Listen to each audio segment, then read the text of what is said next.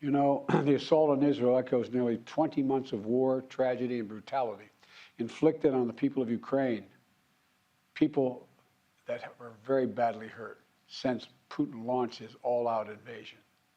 We've not forgotten the mass graves, the bodies found bearing signs of torture, rape used as a weapon by the Russians, and thousands of Ukrainian children forcibly taken into Russia, stolen from their parents.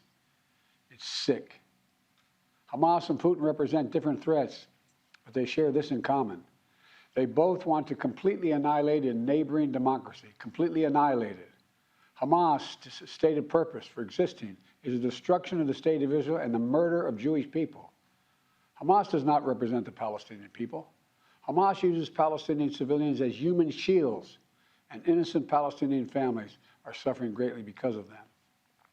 Meanwhile, Putin denies Ukraine has or ever had real statehood. He claims the Soviet Union created Ukraine. And just 2 weeks ago, he told the world that if the United States and our allies withdraw, and if the United States withdraw, our allies will as well, military support for Ukraine would have, quote, a week left to live, but we're not withdrawing. I know these conflicts can seem far away, and it's natural to ask, why does this matter to America? So let me share with you why making sure Israel and Ukraine succeed is vital for America's national security. You know, history has taught us that when terrorists don't pay a price for their terror, when dictators don't pay a price for their aggression, they cause more chaos and death and more destruction. They keep going, and the cost and the threats to America and the world keep rising. So if we don't stop Putin's appetite for power and control in Ukraine, he won't limit himself just to Ukraine. Putin's already threatened to remind, quote, remind Poland that their Western land was a gift from Russia. One of his top advisors, a former president of Russia, has called Estonia, Latvia, and Lithuania Russia's Baltic provinces. These are all NATO allies. For 75 years, NATO has kept peace in Europe and has been the cornerstone of American security. And if Putin attacks a NATO ally, we will defend every inch of NATO which the treaty requires and calls for. We'll have something that we do not seek. Make it clear, we do not seek. We do not seek to have American troops fighting in Russia or fighting against Russia.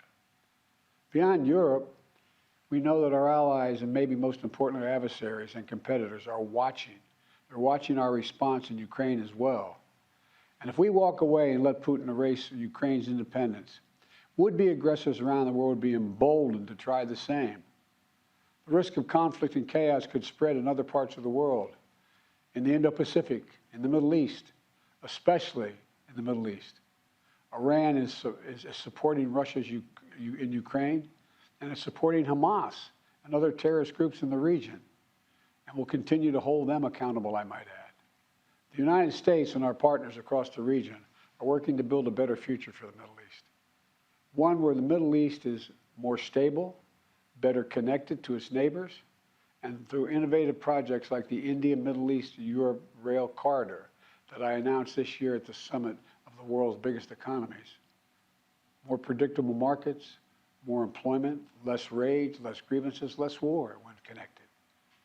It benefits the people who would benefit the people of the Middle East and would benefit us.